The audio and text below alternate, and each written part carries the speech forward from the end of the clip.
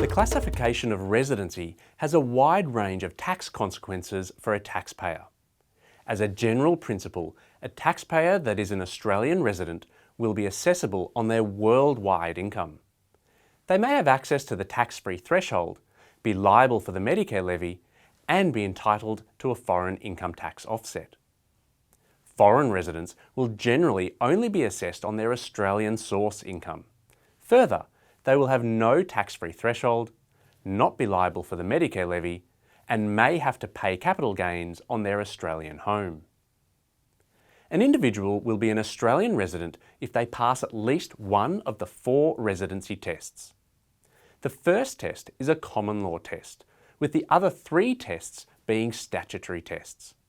Note that the residency tests for tax purposes are not the same as residency requirements for migration or visa purposes.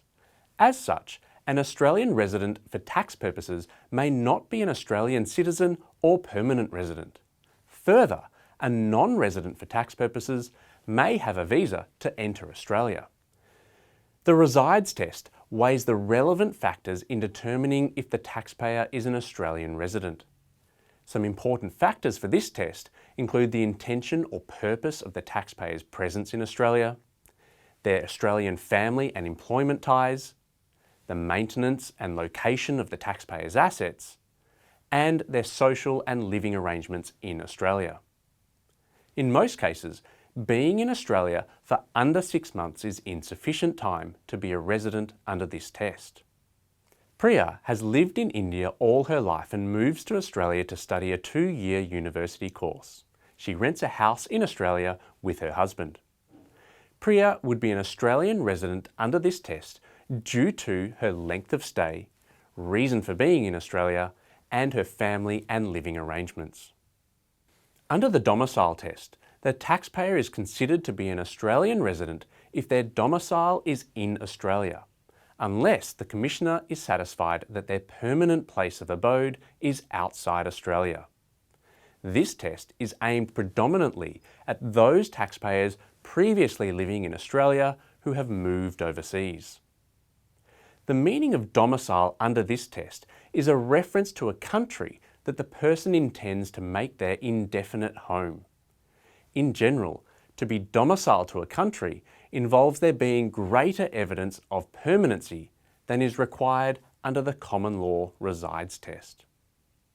Under this test, showing that someone has a permanent place of abode outside Australia does not literally require evidence that they intend to live outside Australia permanently. In determining if there is a permanent place of abode outside Australia, relevant factors include the intended and actual length of the overseas stay, whether there is an intention to return to Australia at a definitive point, whether a home has been established overseas, and whether the taxpayer's Australian residence has been abandoned.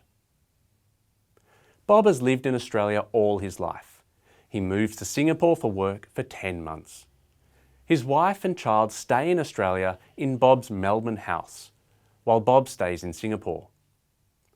Bob would be an Australian resident under the Domicile Test, as he is an Australian domicile but has no permanent place of abode outside Australia. The 183-day test applies where the taxpayer is physically present in Australia for more than 183 days a year, they do not have a usual place of abode outside Australia, and they have an intention to take up residence in Australia. It is easier to show that a taxpayer has a usual place of abode outside Australia as compared to the wording in the Domicile Test that refers to having a permanent place of abode outside Australia. Felix arrived in Australia in November on a 12-month working holiday visa. He plans to return home to London to resume his career after his working holiday, and he does not rent out his home during this period.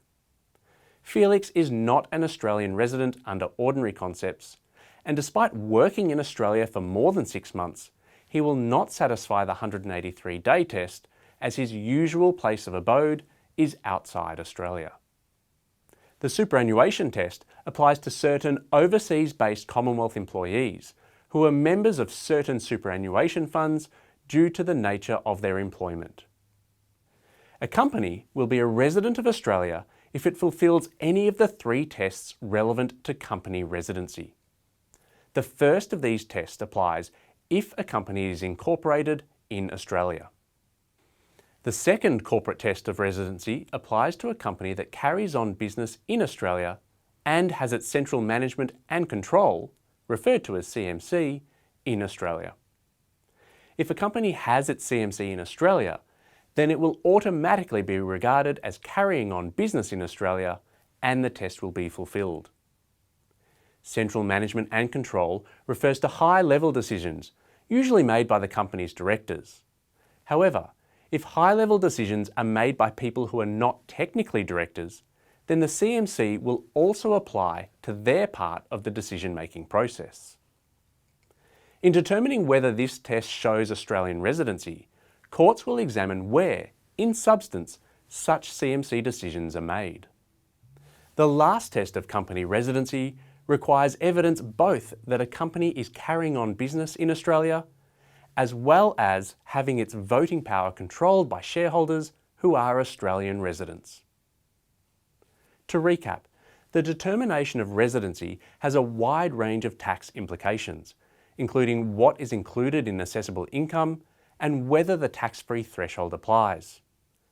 There are a number of tests that potentially apply in determining if an individual or company is an Australian resident for tax purposes. An individual or company only needs to pass one of the relevant tests to be an Australian resident.